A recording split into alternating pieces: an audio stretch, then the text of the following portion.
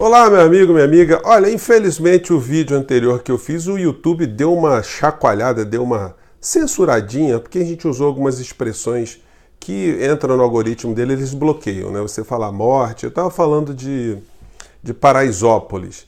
Então algumas expressões eles pegam ali, pumba, e o vídeo da gente cai no buraco negro. Mas eu vou voltar ao tema aqui, já abordando de um outro modo, e vou te convidar também a assistir o programa assim mesmo. Vou colocar a descrição do vídeo embaixo, porque os temas hoje vão ser muito importantes. Te garanto que você vai ter uma nova perspectiva de reflexão sobre os problemas que a gente tem no Brasil. Porque eu noto de vocês, muitos de vocês que entram aqui no nosso portal, uma angústia, assim, um certo desalento, porque a gente vai sendo soterrado pelas mediocridades do cotidiano, as coisas assim que são imbecilidades tão grotescas que vão se materializando, que você não acredita que uma pessoa dessa pode ter chegado até uma estrutura de poder pagos com o nosso dinheiro, com o dinheiro do salário de cada um de nós, dos impostos e por aí vai, né? Então a gente fica desalentado muitas das vezes. Mas isso acaba também fazendo com que a gente analise muito a árvore e esqueça de dar uma afastada para analisar a floresta. E o propósito aqui hoje é fazer a gente ampliar um pouco o foco dessas aflições, ou dessas situações que nos causam aflições, melhor dizendo, né? Para a gente começar a fustigar no ponto correto. Porque eu vejo que tem muitos youtubers que são pensadores, filósofos, economistas, pessoas que analisam os problemas do Brasil que estão caindo nessa armadilha. A gente fica patinando nos temas que são pautados justamente por aquelas instituições, pelas corporações, que não querem que a gente se desvie muito dessas pautas para mergulhar no ponto preciso. E a gente vai chegar lá. Como eu disse a vocês, no programa passado eu falei de Paraisópolis. E eu questionei se as Paraisópolis são de fato uma necessidade das sociedades no mundo de uma maneira geral. Será que toda a sociedade no mundo tem que ter uma Paraisópolis? Tem que ter sociedades, comunidades como essas? Sociedades que têm uma exclusão de direitos de uma maneira geral? Há uma dignidade no saneamento básico, na eletricidade, no conforto, na cultura, na educação, no entretenimento? Será que isso é uma fatalidade ou será que outras sociedades resolveram seus problemas? Claro que as sociedades que tiveram governantes que dirigiram a prática política de seus governos para o seu próprio povo conseguiram resolver os seus problemas. Sociedades que são colônias, cujos dirigentes focam toda a ação governamental voltada para os interesses das matrizes, deixaram seus povos na miséria e na exclusão. E é mais ou menos o que acontece no Brasil. Eu peguei aqui um gráfico, eu poderia pegar de vários anos, que é o gráfico do orçamento da União. Nós podemos ver aqui nesse gráfico, esse é um gráfico oficial, gente, dado pelo CIAF, é o Sistema lá de Informação do Governo, né? No ano de 2017, o Brasil gastou 50,66% pagamento de juros. Eu pergunto a vocês veem esse debate em algum canal de televisão, algum jornal? O problema passou a ser o aposentado, né? A Previdência Social consumiu 19,13% do orçamento. Ele que passou a ser o vilão, então a carga toda foi para chupar dinheiro da parte do orçamento, que em comparação com juros é muito menos importante, é muito menos agressiva. Mas os grandes meios de comunicação, eles não pautam esses temas, e esses temas passam despercebidos pelas grandes comunidades de uma maneira geral, pelo cidadão de uma maneira geral. Os grandes meios de comunicação, eles têm o papel de alienar, conformar, separar, aglutinar as pessoas nos seus guetos. Para esses meios de comunicação, enquanto essa situação econômica ela persistir, mais os grupos que ganham muito dinheiro continuarão a ganhar dinheiro sem nenhum tipo de problema, sem nenhum tipo de resistência. Porque um povo desinformado é um povo que não sabe para onde vai. É um povo que está condenado a fazer o papel que as elites querem que o povo faça, que é o de ficar excluído, ficar segregado nos guetos, ou se reagir, ir para as penitenciárias ou ir para os cemitérios também. Esse livro aqui, do Rubem Fonseca, O Cobrador, eu coloquei no meu vídeo passado. Nesse vídeo aqui, nesse livro, eu mostro que tem um personagem do Rubem Fonseca que foi delegado de polícia, portanto ele conheceu muito de perto a mentalidade das pessoas que delinquem, a mentalidade da vítima e da sociedade que fomenta essas situações. O personagem dele um dia surta, é um pobre, é um cara que tem as propagandas de televisão na casa dele e ele vê o contraste daquilo que ele vê na televisão e realidade dele, e ele surta, ele sai para cobrar, se transforma num serial killer. E numa das mortes que ele vai praticar, a vítima, que é um rico, fala: por que você está fazendo isso comigo? Eu nunca te fiz nada. E ele olha para o rico e fala assim: como você nunca me fez nada? Você me deve casa, você me deve comida, você me deve os dentes na boca, você me deve carros, você me deve namoradas, você me deve tudo. E aí o livro tem esse segmento aí de uma forma muito dramática, é um soco na boca do estômago, como eu falei no vídeo anterior. Mas essas pessoas que estão na super elite, essas pessoas elas têm uma tranquilidade muito grande porque elas não trafegam na nossa sociedade. Elas não vivenciam os problemas do povo brasileiro de uma maneira geral. Mas voltando a Paraisópolis, nesse mesmo gráfico que a gente está vendo aqui, se você examinar os gráficos do orçamento 2013, 2014, 2015, 2016, 2017, 2018, todos os orçamentos, você vai ver que foram gastos pelo governo federal 0% em habitação. A gente vê algumas coisas, alguns programas nos municípios, nos estados, mas a questão é, se o governo federal, que é o grande investidor em sociedades que se libertam, porque, gente, não tem país no mundo que conseguiu uma soberania para o seu povo, um bem-estar para o seu povo, com investimento exclusivamente privado. Não existe isso. O setor privado ele sempre chupa aquilo que foi construído pelos governos e começa a explorar. Isso eles fazem muito bem, pegar o que já está pronto e arrancar o máximo que eles podem.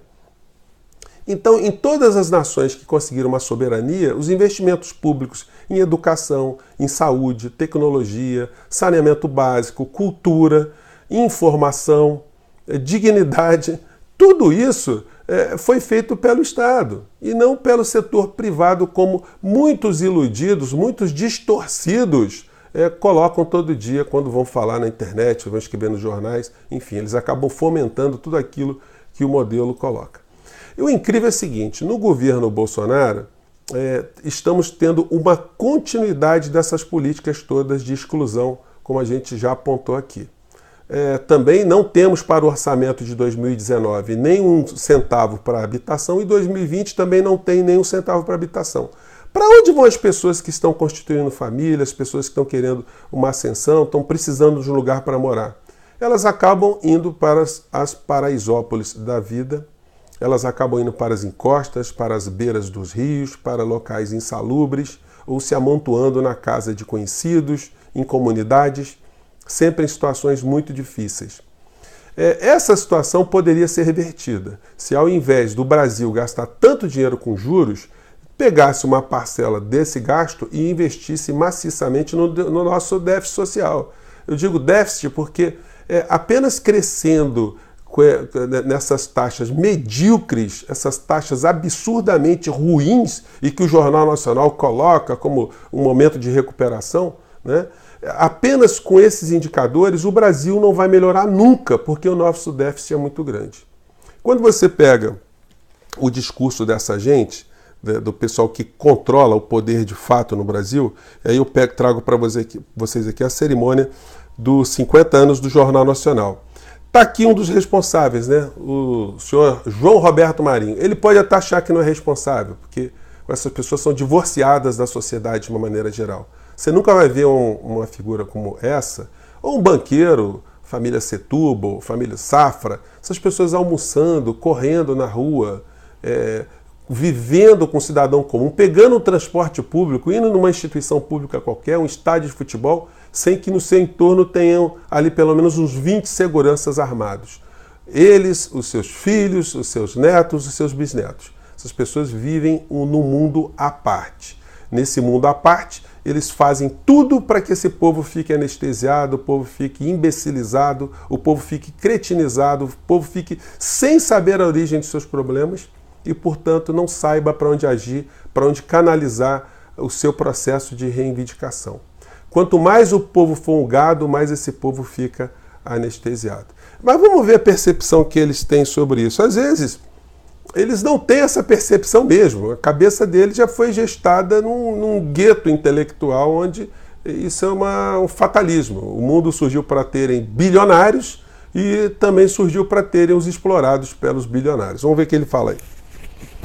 De internet, blogs, enfim, todas essas coisas, a televisão aberta vai continuar sendo o grande veículo de comunicação de massa no Brasil e em diversos países do mundo. E nós podemos garantir a vocês que, claro, devido a essa crença, né, nós vamos continuar investindo para que todos vocês, respeitando sempre os valores do Grupo Globo e os princípios editoriais do Grupo Globo, possam continuar realizando o trabalho que vocês têm. Princípios editoriais do Grupo Globo, hein? Que princípios, hein? São exemplares mesmo para o Brasil, ajudaram muito o Brasil a ter um nível de intelectualidade, de reflexão crítica. O nosso povo encontrou a liberdade depois de mais de 50 anos de Jornal Nacional, né? Vamos lá. Tem feito, e nós vamos continuar ainda por muitas décadas com essa liderança que nós temos. Então, parabéns a todos nós pelo que nós fizemos e pelo que vamos fazer. E acham que fizeram muito bem, né? Tá aí, a nossa realidade tá aí, mas essa realidade eles não veem, né? Agora vamos ver um executivo da Globo aqui, vamos lá. O diretor-geral da Globo, Carlos Henrique Schroeder, ressaltou os elementos que constroem um programa que está no ar há mais tempo em nossa tela. É hora de comemorar, é hora de vibrar. E aos 50 anos foi uma entrega diária de jornais com credibilidade, como disse o João, com isenção, com imparcialidade, e entregando. Gente, olha, desculpem a má palavra, né? Mas quanto precisa ganhar um executivo, quanto precisa ter de dinheiro para ficar imbecilizado, ficar cretinizado, ou simplesmente, se não for isso, ficar distante da realidade de uma tal maneira, a ponto de declarar publicamente que a TV Globo faz ou sempre fez o jornal com isenção, com imparcialidade e com credibilidade. Como diz o poeta, tá de sacanagem, né? Ele pode enganar as pessoas que estão ali já anestesiadas dentro da empresa que podem achar que isso é verdade. Aliás, é fácil achar isso como uma verdade, ganhando 100, 200, 300, 400, 500, 1 milhão de reais por mês, né? Isso deve ter alguma ação no cérebro. Mas essas pessoas não se acham responsáveis por esse processo que massacra milhões e milhões de brasileiros. Eles têm preconizado aqui uma pauta, gente, econômica, que vamos fazer aqui a justiça, né? Não é exclusivamente desse governo entreguista de Bolsonaro. Essa pauta é a continuidade do que foi aprofundado no governo Temer. O governo Bolsonaro, simplesmente na área econômica, dá continuidade a tudo aquilo que Temer estava aplicando e que Dilma, em certo ponto, começou a fazer e que Lula também, em certo ponto, começou a fazer. A crítica tem que ser feita, porque quando você analisa os relatórios do Fundo Monetário Internacional, é difícil achar isso aqui. Eu tive um trabalho danado para garimpar. Vocês vão ver que tudo aquilo que o Fundo Monetário Internacional indica para países como o nosso, exclusivamente para o Brasil, foi praticado de certo modo por todos os governantes, e no governo de Bolsonaro é literal. Parece que Guedes até escreveu o relatório do Fundo Monetário Internacional. O incrível é ver os bolsonaristas, youtubers bolsonaristas, acreditando que Paulo Guedes é uma pessoa que tem ideias próprias, que ele está aplicando alguma coisa que foi montado pela cabeça dele, pela equipe econômica dele. Gente, se vocês acreditam nisso, vocês caíram no conto do vigário. Vocês estão naquela ideia de que era preciso fazer alguma coisa, vocês estavam insatisfeitos com o roubo que estava acontecendo, mas é que nem aquele cara que tem uma família muito grande, está preocupado com o assalto que toda hora acontece contra os membros da família, e diz o seguinte: olha, a partir de agora vamos acabar com isso, vai ficar todo mundo nu. Aí joga o sapato fora, doa o sapato, tira a roupa, fica todo mundo nu. Porque a pessoa pelada, o cara diz, pô, antigamente tinha roubo, mas agora todo mundo pelado, ninguém vai ser mais assaltado, né? Então as pessoas se comportam com esse tipo de pensamento. E no ponto de vista da economia, os formadores de opinião que vão ajudando a fomentar essa política econômica que vem do Fundo Monetário Internacional para o Brasil, eles ficam se ufanando porque os meios de comunicação colocam, né? A economia subiu 0,6%, o emprego está retomando. Então as pessoas ganham alento, acham que o governo de Bolsonaro está fazendo alguma coisa. Mas não está, gente, porque o déficit social do Brasil requer 10 vezes mais investimento em saúde, 10 vezes mais investimento em educação, 10 vezes mais investimento em cultura, 10 vezes mais em infraestrutura, em saneamento básico, habitação, em tudo. E essa merrequinha que o Brasil cresce não serve para absolutamente ninguém, é só para propaganda dos meios de comunicação, para manter você, manter o cidadão em casa, na poltrona, achando que as coisas no entorno estão melhorando. Como eu já usei na metáfora anterior, é o cara que está todo quebrado, caiu de um prédio, está precisando de fazer uma série de intervenções, mas a unha do dedo mínimo começou a crescer, então os jornais estão, olha, o corpo está se recuperando. Gente, não vai recuperar. Não vai recuperar. Para recuperar precisa cirurgia, precisa prótese, precisa transfusão de sangue, precisa antibiótico, precisa equipe médica, enfermeiro, precisa tudo nesse grande corpo doente chamado Brasil. Só que, como eu volto a frisar, isso só será possível se as grandes parcelas da sociedade começarem, de alguma maneira, a terem um grau de informação, um grau de conhecimento das coisas que estão acontecendo para poder eleger prioridades dos nossos governos. Qual é a prioridade? É massacrar o povo para pagar banco ou espremer um pouco o banco, fazer uma auditoria nessas dívidas, ver o que a gente está pagando para retomar o nosso caminho? Essas pessoas que eu me refiro da superelite brasileira não conhecem os problemas do cidadão comum. Paulo Guedes, o ministro, deveria fazer um exercício, ficar 6 meses vivendo com salário mínimo, pegando trem lotado, condução lotada, fila de hospitais, vendo lugar para morar, para poder entender o que passa o povo brasileiro. Porque no discurso de pessoas como essas, que estão no topo da pirâmide e que mandam no nosso país, que são os pau-mandados, os testas de ferro do sistema econômico, essas pessoas não têm empatia com o cidadão. Elas não conhecem os dramas do cidadão. No discurso de Paulo Guedes, você não vê a palavra educação, a saúde, solidariedade, fraternidade, valores humanos sublimes. Você só vê dinheiro, capital, empresa, mercado, mercado, mercado, mercado, mercado. Gente, eu espero ter jogado algumas questões para a sua reflexão. Eu espero que outros youtubers também não caiam muito nessa armadilha de ficar discutindo as maluquices de débeis mentais de pessoas que saíram das alas tarja preta dos manicômios e que a gente comece a prestar atenção em outros problemas que os meios de comunicação insistem em não dar o mínimo de visibilidade. Tá bom? Espero ter jogado aí algumas questões para a sua reflexão e vamos embora fomentar o debate. Vamos embora crescer, vamos embora espalhar essas dúvidas e essas inquietações. Tá bom, gente? É assim que os povos se libertam. Um grande abraço. Até o próximo vídeo.